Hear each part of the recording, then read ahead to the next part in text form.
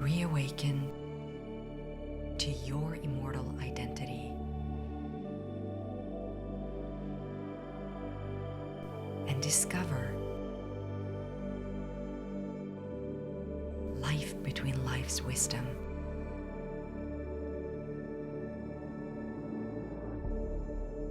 Presented by the Michael Newton Institute.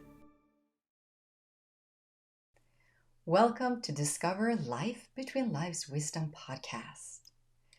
20 years ago, our next guest, Rashmi Anand, walked away from a violently abusive marriage with 2 small children. A 9-year-old daughter who had become quiet and withdrawn, and a 5-year-old son who had stopped speaking completely from trauma. She came out without any financial support whatsoever. As you can imagine, life has been a struggle every step of the way. But Rashmi says that women are the phoenixes of life and that even our tears have healing power. Having voluntarily counseled thousands of women at the Crime Against Women cell of Delhi Police over a period of 5 years, as well as at a personal level, she has tried to make sure that no woman should have to endure what she has been through. Rashmi Anand is an author, counselor, and social worker, and today she works with the very issues that devastated the lives of her children and her, issues of gender and domestic violence. Rashmi gives talks and lectures at schools, colleges, and universities on gender issue, joy, abundance, positivity, duties and responsibilities, as well as on acceptance and inclusion. She's a published author of 13 books on gender violence, love, abundance, joy, hope, the human spirit, life, and death. And her book, The Awakening, was picked up by the Chicken Soup for the Soul Inspirational Series. Rashmi's incredible journey and her dedication to women and children's rights have been acknowledged worldwide. She's received several awards and been featured on social awareness shows, showcased in books, articles, and documentaries has been made about her life across the world. It's with great joy I welcome our guest, Rashmi Anand. Hi, everyone, and welcome back to part 2 of our beautiful, ongoing, love-filled, hope-filled session with Rashmi Anand. Hi, Rashmi. Hi, how are you? I'm good, I'm good. More than good, Yes. actually. Very, very good. I would like to Rashmi, ask you, Rashmi, if you would like to start this part 2 with reading one of your poems. I'm just filled up listening to that, and I think that would set the tone for the rest of the series. So, would you please do that? am I allowed to request a poem? Yes, Yes, do. please. So, my favorite is the one which is at the back of this book. Yes. And I just seriously, truly, completely resonate with which is here. May I request you to share that, please? So, would you like to read it? Would you like me to? It would be an honor. Sure. Please do. Vibecke, is that fine? May I? Oh, lovely. So this is from the book by Rashmi called Woman of the Elements. Within you is the power to be all you want to be. Yours is the right to discover, to see all that you wish to see. You make the ultimate choices to achieve what you want to achieve. Yours is the only decision that guides your thoughts and beliefs. There is a world you have to experience. There are emotions you must go through. But through all, you have to remember the ultimate decision is made by you. You have the spirit within. You have the power in you. The goddess within is the spirit. The ultimate power is you. You are knowledge. You are joy. You are love. You are power. You are powerful. You hold in your hand the ability to recognize yourself, the ability to realize your fullest potential. Goddess, woman of the elements, know yourself. Thank you. I got goosebumps. Thank you, thank you, thank you. Me too, me too. You know, I wanted to share something. When we were talking about the divine feminine, and Rashmi and I, Vibecke, tell me about it. So there was this group session that I would conduct time to time, and it was called Awakening the Divine Feminine in You. And somehow it was always construed that it would be the women who would only come for this. But the beauty is, some of these sessions would actually have the guys come in, and it would be sometimes because I would tell some of the clients, do it, because in each of us, there is a masculine and a feminine. And when you're connecting to your divine feminine and you're awakening it, what you're actually doing is you are acknowledging, honoring, respecting, and loving, and bringing forth that compassion in you, that creativity in you, that fluidity in you, that flexibility in you. There's, you know, I think the word that keeps coming to me is, I find water very powerful, because I feel when water keeps hammering, it can just about break stones, and we know it does.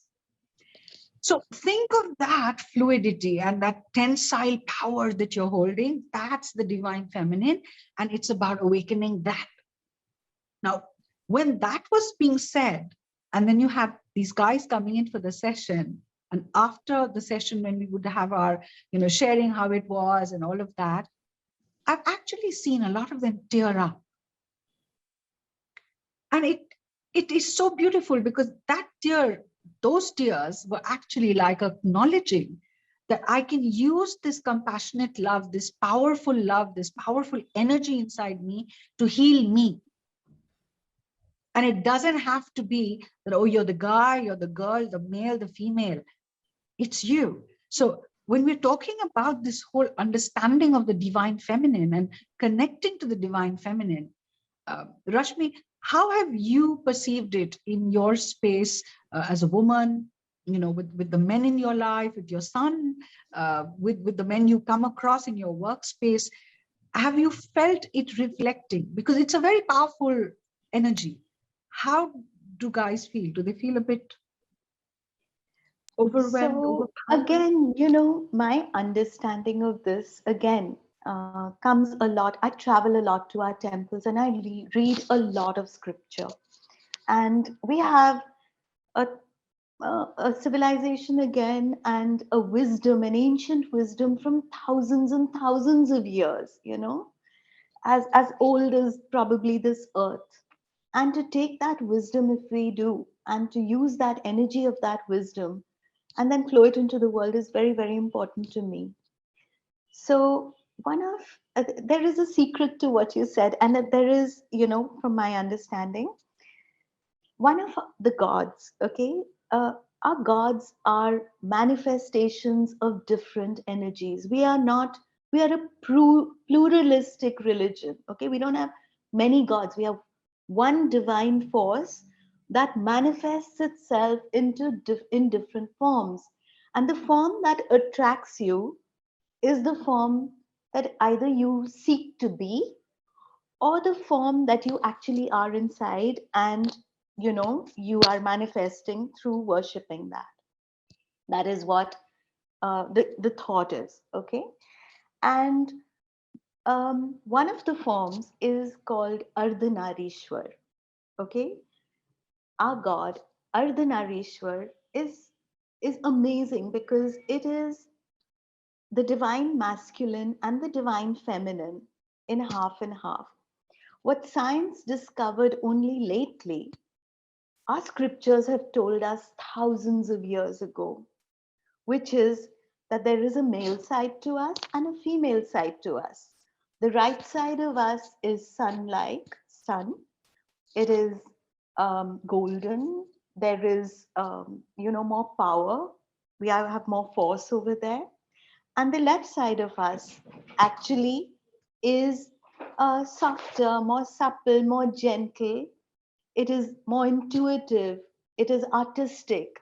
whereas the right side, because it is physically stronger if you look at our bodies.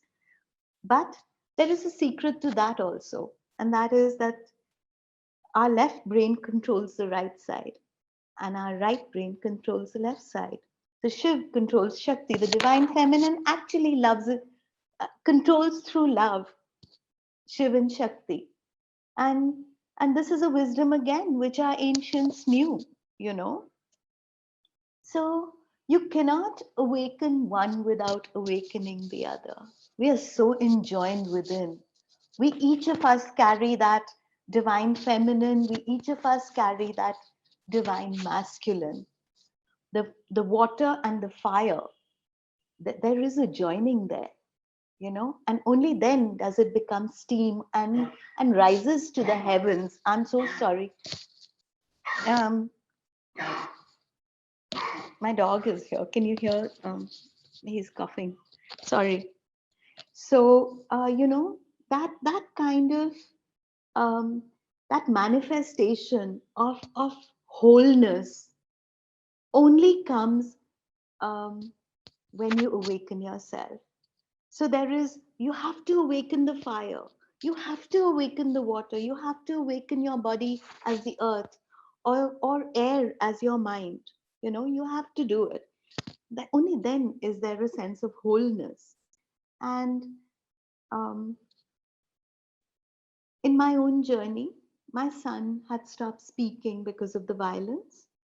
And I think the greatest healing came, you know, from the aspects of water and earth, which are the flow and the giving. But you have to remember, water is a force as well. Like you said, it can break open rocks, you know. But water knows when to keep quiet and wait, and water knows when to flow over boulders, you know. So we just have to know which aspect of ours to use at which point in time. So, can I read? Yes. So, you know, when you talk about energies and you talk about, um, there is an aspect of you where you have to think before you do things. So it is, I meditate, I contemplate. I am in flow, outflow of breath. More subtle than the most I am, equilibrium between life and death. The stillness of 1,000 thoughts I hide within my breast. 1,000 unspoken words within lie silent and at rest. And yet, in all my stillness, I have no need for words, for I reside in quietude amongst 1,000 clouds and birds. What need is there for the spoken word when all pervading am I, when my thoughts, my essence, my very being reverberates in the sky? Air, woman of the air I am. And that air and that wisdom lies in each one of us, man or woman, you know. We just have to awaken ourselves to that wisdom of air. Beautiful, beautiful. And you know, Rashmi, this is bringing me to an understanding. So when we guide clients through a life between lives hypnotherapy session, there's this space that they go to, which is called the life selection room or life selection space. And that's the space where the soul chooses. It's as if you're going to choose which kind of a body, or which kind of, is it a male body or female body, what kind of a life. You're getting these sneak peeks of you, and you choose the one you're going to come in with.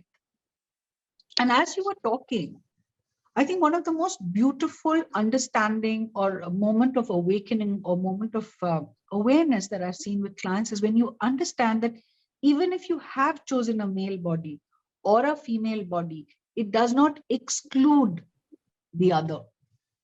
So, yes, I'm a female, but that does not stop me from honoring certain qualities in me or certain traits in me.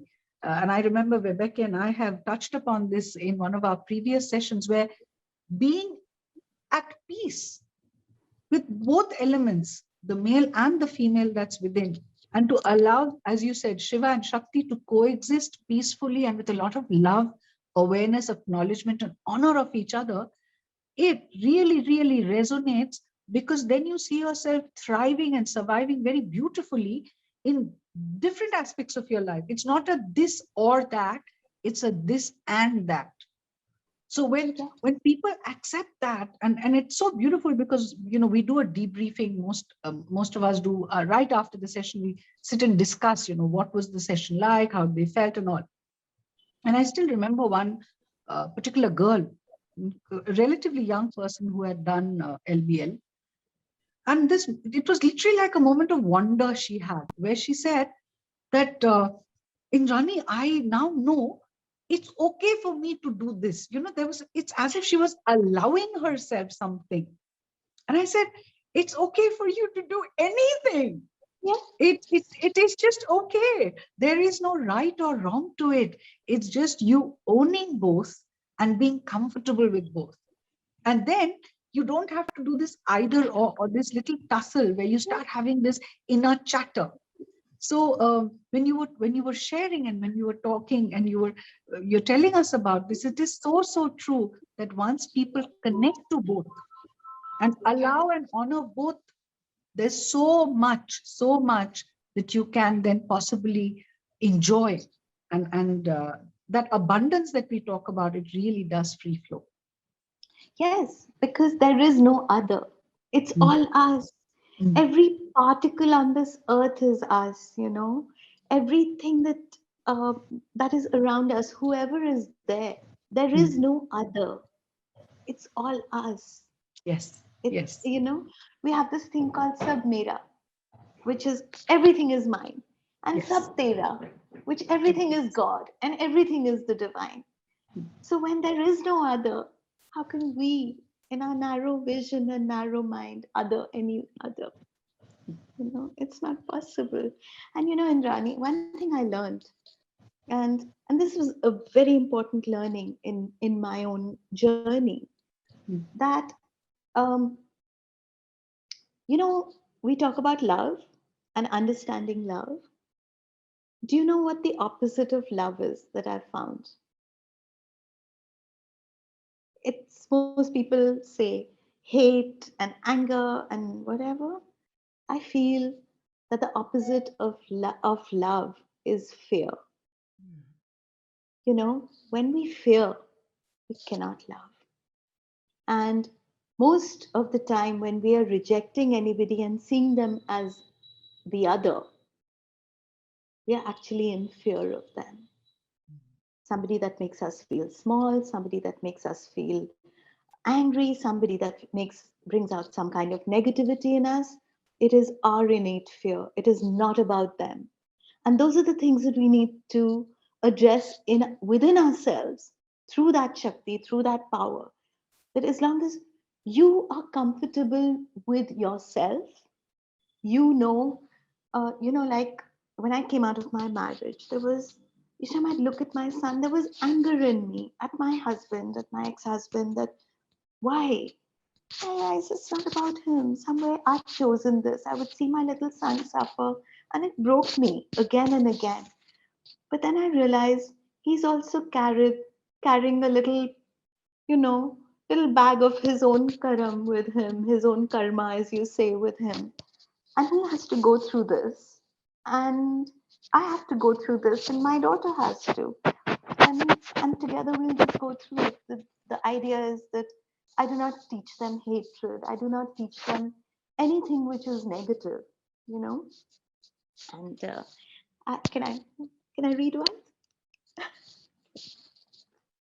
So, and this is what I wish for everybody, man or woman.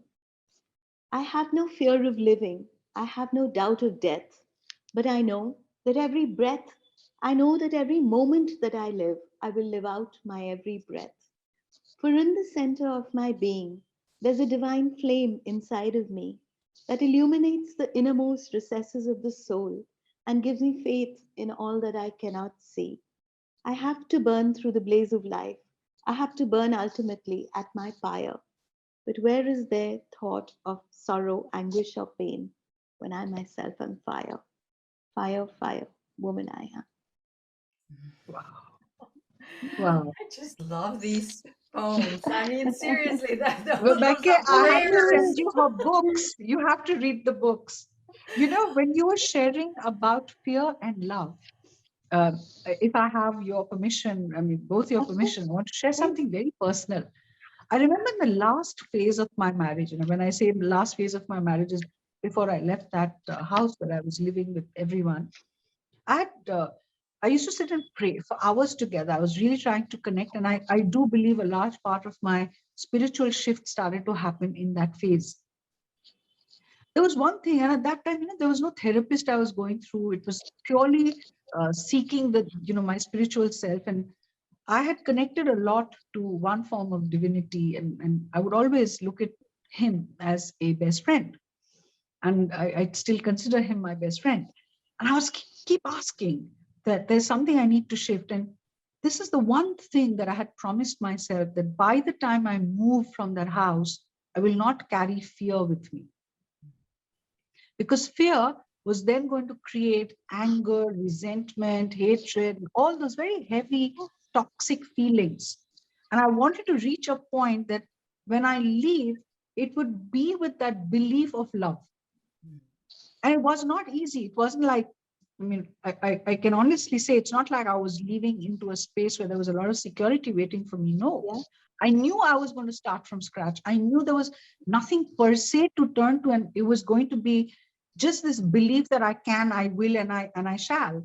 But now when Mhm. I look back at that time, and I look at the way life has evolved for me, I look at those relationships, those people, I think the biggest gratitude I have, and I shared this after my first LBL session, is the moment you shift from an alignment of fear or living with fear, and you move yourself into an alignment where you're living with a loving consciousness, and you're applying that into every aspect of your life.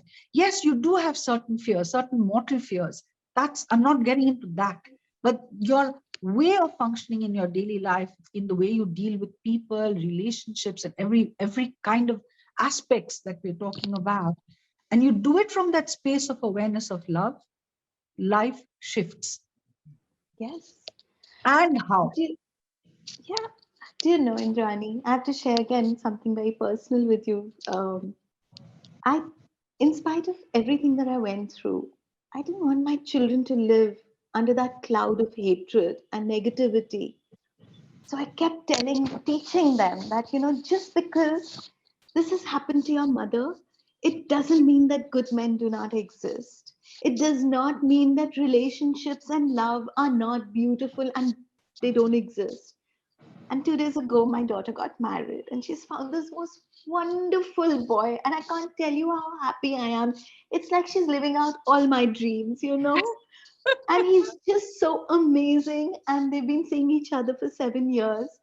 And sometimes, and when I look back, I think part of the reason why there was so much positivity even in her once we left was because I would always, that thought process that somewhere this happened to me because somewhere I created this and put it into the world in another lifetime. And that Karam will come back. But whatever he did to me in this lifetime, I have to acknowledge is what was my greatest teaching. Nobody in this world could have been the kind of teacher that he was, my ex husband. Yes, some teachers teach you through love, and some teachers teach you through pain. But in the course of our journey, each one of them is important. I wouldn't trade my life. I wouldn't trade my history for anything in this world. It brought me I, here, I you know. so resonate with what you're saying, because in so many regression sessions, whether I'm doing a past life regression or a life between life session, sometimes we do these very beautiful sessions, which is called lacing, where someone who's been through multiple regression sessions, where multiple past lives, who have a pattern. So you have a Yes, pattern which you're repeating lifetime after lifetime. And when you were talking, this is exactly what comes through in these beautiful sessions, because they turn deeply spiritual, that the one way to break a pattern is when you don't carry this forward, which is you see it as a learning, you see it as you clearing some kind of karmic debt, which means you don't create further karma. Because when you choose to see it as suffering and not as a challenge which allows you to grow, you are creating or you're enabling that soul who's taken on that role in this lifetime to create karma for himself or herself. But if I Yes. choose not to believe that it is hurting me or destroying me or totally messing me up, I am freeing that person Yes. and Yes. myself. So, you know, this is one of the greatest teachings actually in our scripture called the Bhagavad Gita, Yes. where Krishna Bhagwan. Can I just ask you a personal question? The god that you came out with was Krishna, wasn't it? Yeah, I thought as much. Yes. Okay. So Krishna's, so now that you've touched it, I was at a very young age, hugely drawn to Krishna consciousness. And to the extent, I think my mother was quite worried at that time. I was in school those days. I'm talking about grade 9 and 10, Rashmi, where she When was, you, I knew you. I know, Yeah. she was scared that I Yes. would probably leave home and join the commune. Oh, I would attend classes, which, he's passed on, he's gone into the light, but this one particular master whose classes I used to attend on the Bhagavad Gita. And then yes. I repeated Bhagavad Gita classes with another teacher because I wanted at that young age of 15, 16 to get a double layer of learning. And the chapter that has always stayed with me is the third chapter of the Bhagavad. That when you talk about karma or karam, your action, the intent behind the action plays a very, very big role. And in our scriptures, when we're talking in such details, and this is for all of us, always be mindful of the intent behind what you say or do. Yes. Because your karma is created at the space of intent.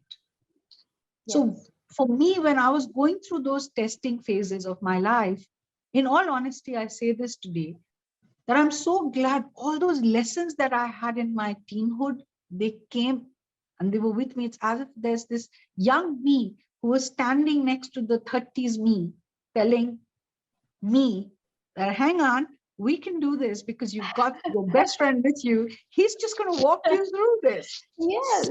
he did. Yes. And I'm so grateful. And Yes. Vibecke, I encounter him pretty much in most of the LBLs, whether I'm going into a spirit space, where I'm just journeying into, when I'm doing any of my shamanic journey. Whenever I go into the upper world or the spirit world, he's pretty much one of the main ones who's perpetually there. Mm. Yeah. But you know, uh, coming back to the divine feminine force, it's we have to understand and we have to accept every aspect of ourselves. Okay, even that what which other people might or we might have in some way we might think is not the greatest. But there are aspects to us which we have to accept. Okay, this is the way I am. I will work it myself if I so choose to, but I'm quite happy with the way I am. And you can, you know, just accept every aspect. And that's a very difficult thing to do because it's easier to forgive other people and hard to forgive yourself, you know. So these are the different aspects. So, okay. Can I? Yeah. The light burns within me. I carry light to light the dark, and I can blaze away the future with a single angry spark. None should toy with me. I'm danger to the core, and all those who dare will suffer. For what they think I am, I'm more. I am the craze of the foolish, for the crazed I am passion. I'm the lust of the emboldened, the love of the enlightened. All answers with me are intense, but easy still to see. Wrong me, and I'll raise you, or in love burn along with me. Fire, fire, woman I am. There's so many dimensions to us, you know. There's so many things. And this is another aspect that I do want to speak about. Even our gods and our goddesses, if you look at their forms in our idols, in our murtis, as we say, they carry weapons. Okay? It is important for us to be warriors of the truth. a lot of wrong will be done in this world to others if we do not stand up for the truth. Some people do it in more voluble and volatile ways, some people do it more gently. But I feel that the warrior aspect of us also really needs to be given a lot of space in our own minds, in our own hearts, and in our own worlds. We have to stand up for that which is right.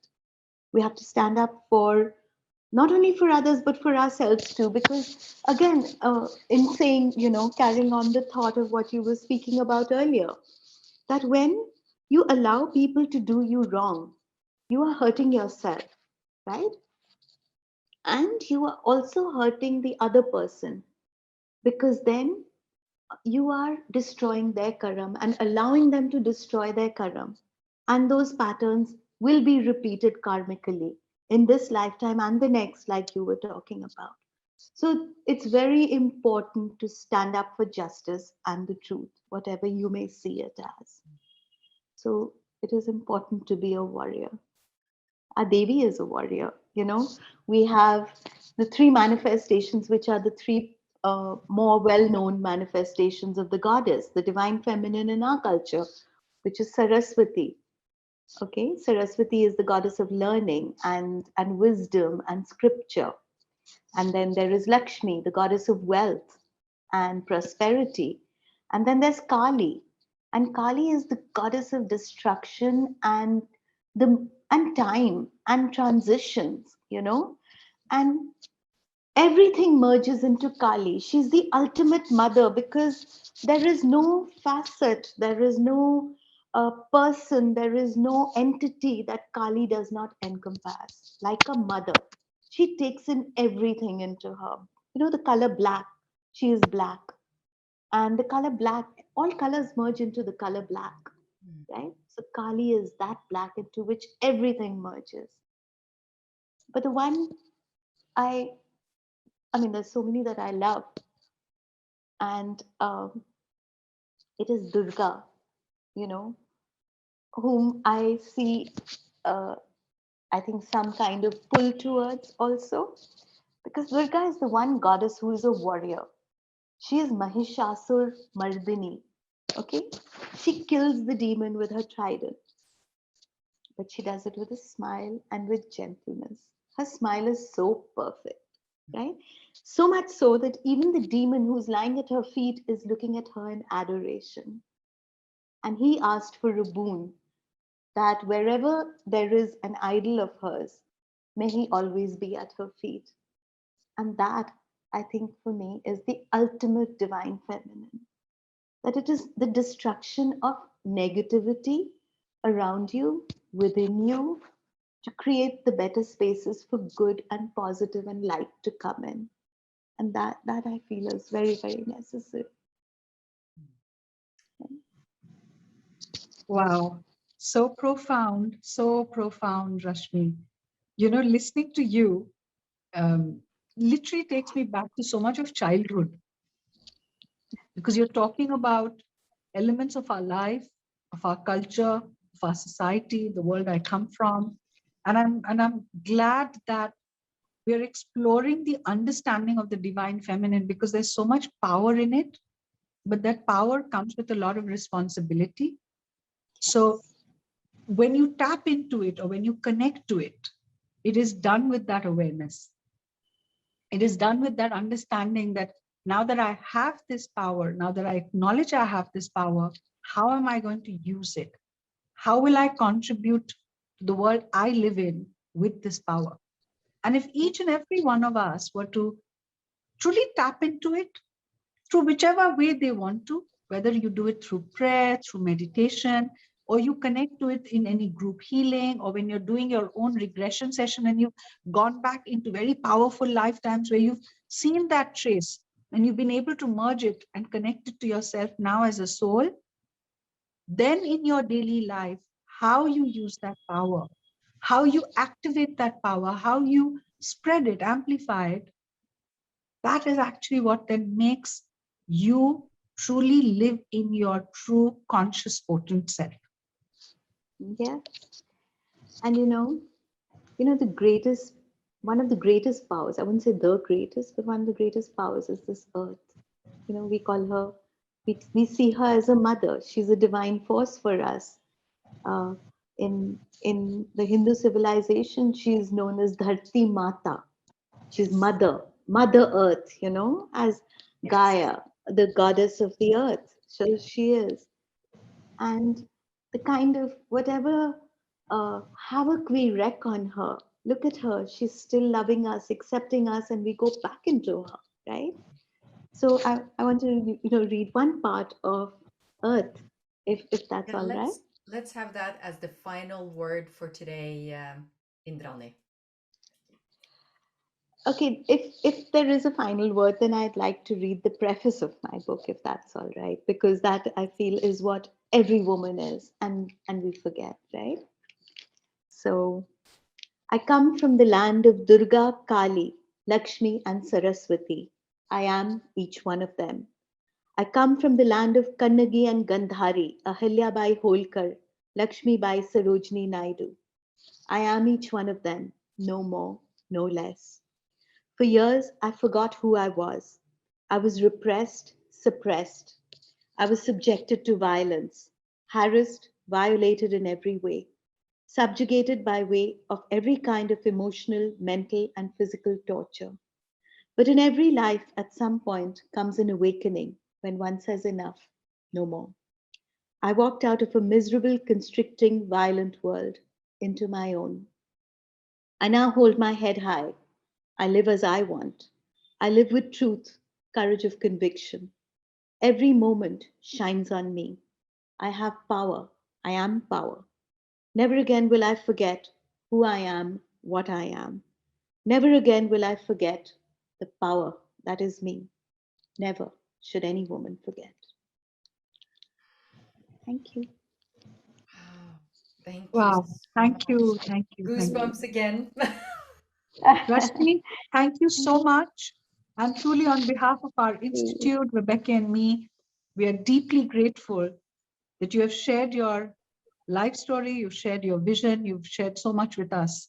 And I truly hope our viewers connect to their own individual divine feminine and shine brightly in their lives. Thank you. Thank you so much. Thank you. Thank you. Thank you, Indrani. Thank you, Vibecke. It was lovely being with you.